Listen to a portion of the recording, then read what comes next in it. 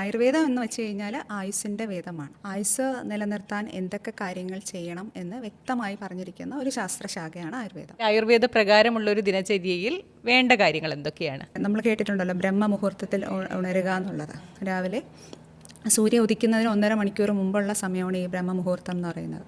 അപ്പം ആ സമയത്ത് നമുക്ക് എണീക്കുമ്പോഴത്തേക്ക് അന്തരീക്ഷം വളരെ ശാന്തമായിരിക്കും. അപ്പം ഓക്സിജൻ്റെ അളവ് കൂടുതലായിരിക്കും. നമ്മുടെ ബ്രെയിനിന് നല്ല ഒരു ബൂസ്റ്റിംഗ് ആയിട്ടുള്ള ഒരു കണ്ടീഷനാണ്. പിന്നെ അത് കഴിഞ്ഞതിന് ശേഷം രാവിലെ എണീറ്റ ഉടനെ ഒരു ഗ്ലാസ് വെള്ളം കുടിക്കുക. അതും ഇളം ചൂട് വെള്ളം കുടിക്കുന്നത് നമ്മുടെ ഡൈജസ്റ്റീവ് സിസ്റ്റത്തിനെ ഒന്ന് ബാക്കിയുള്ള മോഷൻ പോകുന്നതിനും ഒക്കെ ഒന്ന് ആക്റ്റീവ് ആക്കാൻ വേണ്ടി സഹായിക്കും. അതിനുശേഷം നമ്മുടെ ഓറൽ ഹൈജീൻ മെയിൻറ്റെയിൻ ചെയ്യുന്നതിന് വേണ്ടി ഇപ്പം പല്ല് തേക്കുക, നാക്ക് വടിക്കുക എന്നൊക്കെ ഉള്ളത്. പല്ല് തേക്കുന്നതിന് തന്നെ കുറേ മെഡിസിൻസ് പറയുന്നുണ്ട്. അപ്പം അത്തരത്തിലുള്ള മെഡിസിൻസ് ഉപയോഗിച്ച് നമ്മൾ ദന്തധാവനം നടത്തി കഴിഞ്ഞാൽ പല്ലിനുണ്ടാവുന്ന രോഗങ്ങളെല്ലാം ഒരു പരിധി വരെ നിയന്ത്രിക്കാൻ സഹായിക്കും. അപ്പോൾ അതിന് ഇളം ചൂടുള്ള വെള്ളം വെച്ചിട്ട് ഗണ്ടൂഷം ചെയ്യാൻ പറയുന്നുണ്ട്.